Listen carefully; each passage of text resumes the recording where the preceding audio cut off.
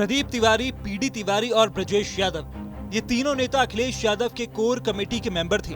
Party का युवा चेहरा और अखिलेश यादव के करीबी होने की पहचान रखने वाले तीनों यूथ लीडर ने करीब 15 दिन पहले अखिलेश यादव का साथ छोड़ते हुए पार्टी से बगावत कर दी।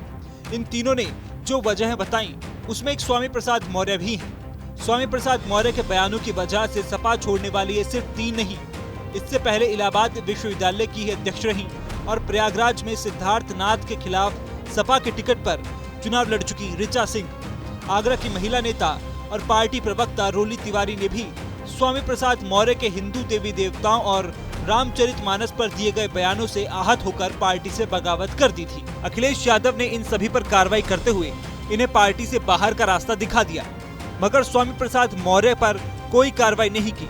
इतना ही नहीं, पार्टी की मैनपुरी से सांसद और अखिलेश यादव की पत्नी डिंपल यादव ने भी हिंदू धर्म और सनातन धर्म को सबसे पुराना धर्म बताते हुए पार्टी की लाइन साफ कर दी थी। शिवपाल यादव ने भी स्वामी प्रसाद मौर्य को धर्म पर अपने विचार रखने से मना किया था। खुद अखिलेश यादव ने पार्टी के प्रवक्ताओं के साथ बैठकर धार्मिक मुद्दों पर बोलने से मना किया था। पार्टी खुद सॉफ्ट हिंदुत्व की राह पर चलते हुए नैमिषारण्य और छोटी काशी माने जाने वाली गोला गोकर्णनाथ में पार्टी का प्रशिक्षण शिविर लगाकर मैसेज देने की कोशिश कर रही थी। इन सब के बावजूद स्वामी प्रसाद कभी रामचरितमानस, कभी हिंदू मंदिरों और कभी हिंदू धर्म को ही धोखा बता रहे हैं, लेकिन अखिलेश यादव उनके ऊपर किसी भी कार्रवाई से बच रहे हैं। स्वामी प्रसाद मौर्य के बयानों से पार्टी असहज है।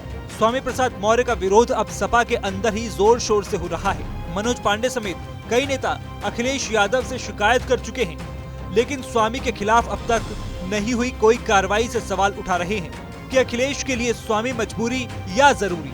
अब हम आपको बताते हैं कि स्वामी को लेकर अखिलेश की इस खामोशी के पीछे क्या वजहें हो सकती हैं। यूपी में मौर्य वोटर्स करीब 8% के आसपास हैं। सीटों के हिसाब से देखें तो यूपी विधानसभा में मौर्य वोटरों का करीब 100 सीटों पर प्रभाव है।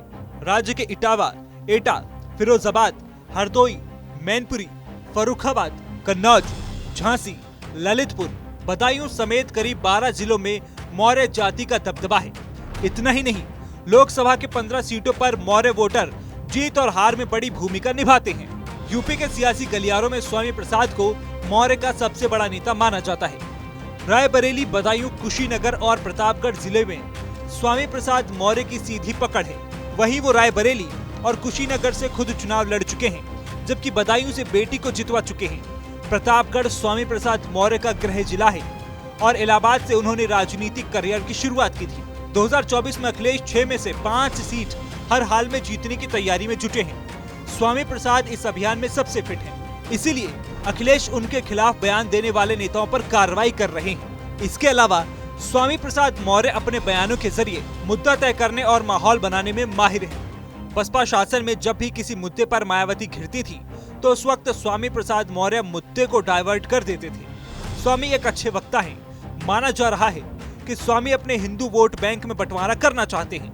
भाजपा जहां एक और हिंदू मतदाता तैयार करना चाहती है, तो वहीं स्वामी पिछड़े, दलित और आदिवासी की बात करके इन्हें सवर्णों से अलग कर एक बड़ा और मजबूत वोट बैंक अपने साथ करना चाहते हैं, जिससे अखिलेश के पीडीए फॉर्मूले को भी मजबूती मिलेगी।